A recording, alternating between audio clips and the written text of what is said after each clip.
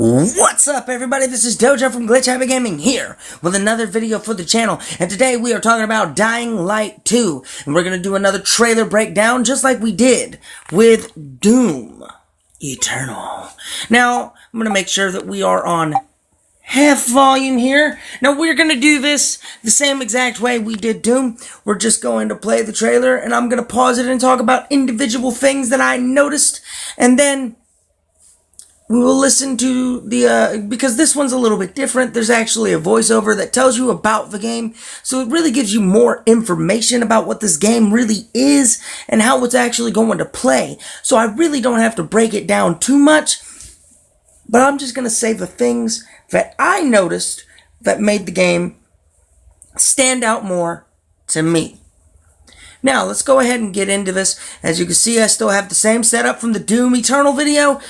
You can see where I am touching the screen. So at any point that I am talking about something, I will point at the screen like, hey, you see this guy's hatchet?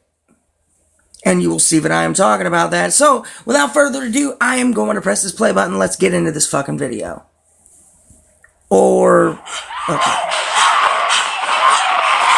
Alright, so right away, immediately, I'm not sure if you caught that. So we're going to do that again. As he jumps out the window, he rolls. That's not in Dying Light 1. So that's a cool little added feature. It smooths it out. Another thing that's really cool, swinging from bars. That's not something that you see in Dying Light 1 either. And I know this because I've played Dying Light 1 last night. As a matter of fact, I played it right after this trailer. And, well, not after this trailer. I played it after the Bethesda conference because I didn't miss a single minute of E3 yesterday. So, I watched the Microsoft conference and I watched Bethesda right after that. It was 7 to 8 hours of grueling fucking God, will you please just show fucking Fallout? We'll get to that one later. But check this, y'all. So, right away, I noticed something as soon as he gets up here. You get Bionics now. That's new. This shit's new. Swinging on a rope and then slicing with your knife as you fall. A functioning ecosystem that reacts on multiple levels to the things you do and the choices you make. Okay, so he is saying that there is actual ecosystem, a world that reacts to what you do and how you respond to actions like all the choices you make. And the world will respond to your choices according to what you've done. So, in the example we're about to show you, here's an example. I'll turn the volume up so you hear it better. One of the many factions active in the city. They want you to negotiate with two survivors who are controlling and hoarding a water supply. Okay. Pause real quick. Notice here, you still have the running and look back, but this is what gets me. This vehicle is moving, and this is obviously not a cutscene. This is gameplay. And hoarding a water supply. Is that vehicle's confirmed? That's a good question. I mean, really think on that one. Are you going to insult us with another final offer? Let's say you choose to carry out the Peacekeepers. So another thing I've noticed, you actually have dialogue choices in this game. Whereas in the first one, it was more of a linear experience. It wasn't no RPG style experience. There was really no choices. And even when there were choices in the game, the choice was made for you twice. It's literally spelled out when there is a literal fucking line from the bad guy. Once again, when offered the choice, you had to have it made for you. Okay. Well, in this one, it seems as if you make the choice yourself. No more of that bullshit. You get to actually choose what happens. So, let's look at this. So, obviously, you're trying to make a deal and negotiate with these people. It says, negotiations are over. Take it easy, let's talk, or never mind. So, you can choose to just, hey, let's try and fix this. Or you can just walk the fuck away. Or you can fight these bitches. Now, that's not much choice here, but maybe, I mean, you see the size of this bar here. Well, bar, I say bar. It's a circle, indication, whatever you want to call it. You see the size of it. It's actually not small. It's big. It's a circle. So I'm assuming there's more choices going to be on that wheel. So maybe further on in the game, we might have more choices other than 2 choices or never mind and come back later. Also, that'd be a little confusing, wouldn't it? I mean, how many outcomes are for each action? And we'll find out when the game comes out. Orders, one way or another. Okay. Another really cool thing that they just showed is the fact that you can grab a hold of a bar above you and kick motherfuckers off of buildings. Used to, you just kick them. There were no bars to grab. You couldn't swing on things. Nothing like that. You either ran up walls or you slowly slid down them. Or you just fell to your fucking death, and sometimes you jumped on accident because you accidentally pressed down, because for some goddamn reason, down means jump. Okay, well anyway, that kick is something new, and I noticed it. After this, you'll start seeing a significant change in the city, as access to the water supply has allowed the Peacekeepers to bring stability and develop the area. Now, another thing I noticed that not many people out there actually caught, but look at his weapon. Look at this. That's a no parking sign. I'm serious. That's a sign. That's not a blade. That's a makeshift blade. So is the weapon building in this game actual... Oh, I just got a notification for something. That's my email. Anyway, is the notification... not notification... I had a brain fart because of that fucking notification sound. Is the weapon crafting system actual weapons crafting where you take, say, a street sign and you turn it into a fucking blade, and then you can add modifications to that said weapon, like electricity or fire or knockdown increase, stuff like that? Whereas in the first game, it was purely you took a weapon and then you added shit to it and then you upgraded its durability, handling, and its power. This one looks like it seems to be more of an organic approach when it comes to weapons building. And I kind of like that.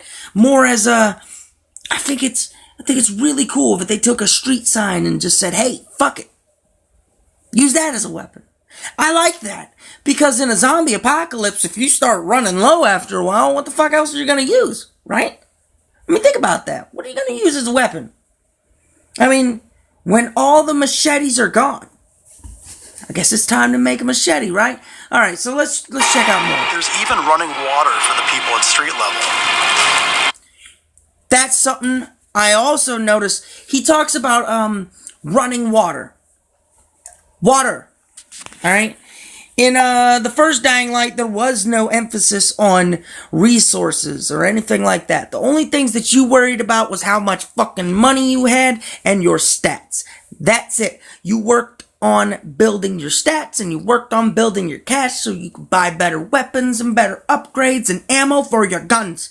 Yes, there are guns in Dying Light, and I didn't know that until about halfway through the game. Okay. And that raises their morale and allows you to replenish your energy on the go. Okay. Now he says replenish your energy, which means your stats aren't relegated to just stamina. Now there's an energy.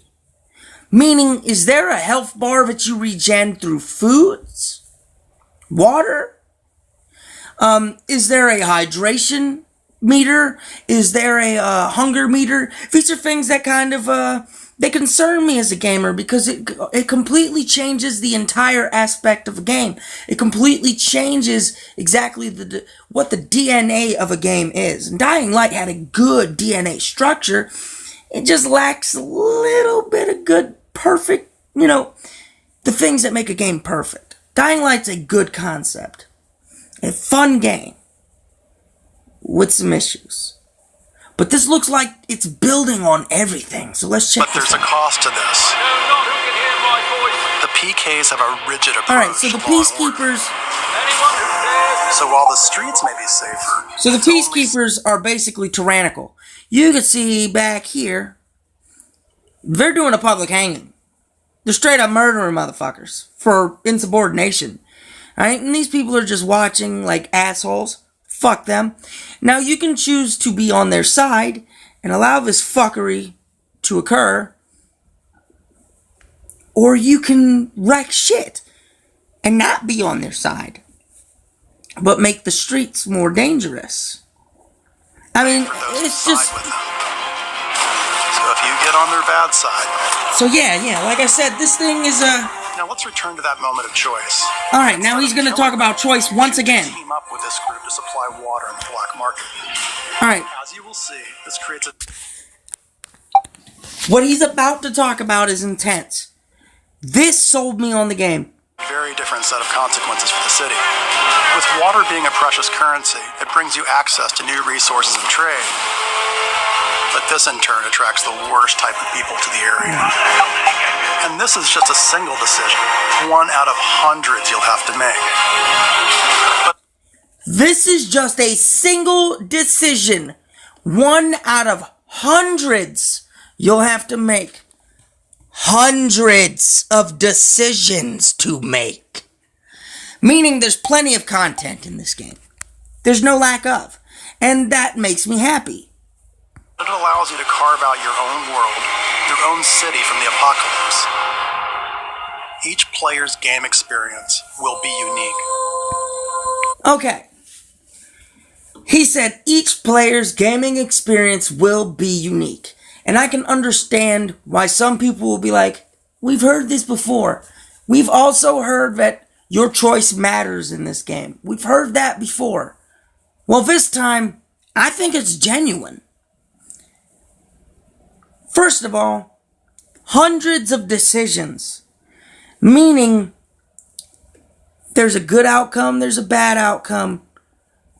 There's a different outcome for every decision you make. And there's 2 of them. Maybe more. So, that means there could be 100 players and no 2 people chose the same exact choices through the whole game. There will not be a single person, more than likely, who match every single choice decision. And that to me says each choice you make will alter the course of other choices for you. And those choices will be different. And that's what I'm hoping. I'm hoping there's like a butterfly effect in this game. Where if I choose to kill this guy, his fucking brother over here is now pissed off at me because I killed him. So he's gonna come kill me. Stuff like that. I mean, I doubt that that's gonna happen. But that would be really cool. And I think that would make the game actually unique. So, yeah, I am on the side with this actually being genuine. I think that would be a unique experience for each player. And by the way, this is just what happens in the day. Need I remind you? Things tend to get a lot darker. There are zombies.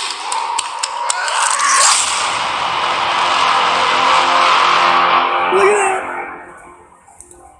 that. Okay. Now,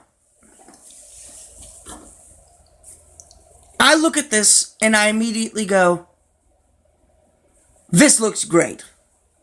To me, I look at it and I see Dying Light, but I see it changing in a good way. Because, let's be honest, Dying Light is a fun game, but it's not perfect. There's a lot of issues, and it needs to be better. And I think this is the chance that Dying Light has to be better. if this is successful, if this game is successful, I see it becoming a trilogy. Hell, I can see it becoming more than a trilogy. I can see it becoming a long-lasting franchise. Because the first Dying Light built something unique. Like a Dead Island meets Assassin's Creed. Like, that's pretty cool. And now they got a Dying Light with RPG elements. And it seemingly RPG elements. I mean, the crafting system seems to be more diverse. The moveset seem to be building on to what you had in the first one. Overall, I think that this game looks very promising, and I'm hoping for something as fresh as the first one, but just a little more fresh. Just a wee bit more. And I think this might nail it. So, with that being said, I want to know what you guys think. Did you enjoy the trailer when it was revealed at E3? Did you have your fucking mind blown, or JFK'd, as my brother-in-law would like to say? Cause I did. I wasn't expecting it. I did not know that a Dying Light 2 was in the works. And that excites me. Also, it kind of scares me. Because I'm still wondering what happened to Dead Island 2. Anyway, so with that being said, that wraps it up for this video, guys. Tell me what you thought in the comment section below of this game's reveal. Do you think it will be bigger and better, or will it be worse than the first? And with that being said, that wraps it up for this video, guys. If you enjoyed yourself and you are new, please like, share, comment, subscribe. And if you didn't do any of those things, then you can go fuck yourself. Peace, glitchers. I'm out.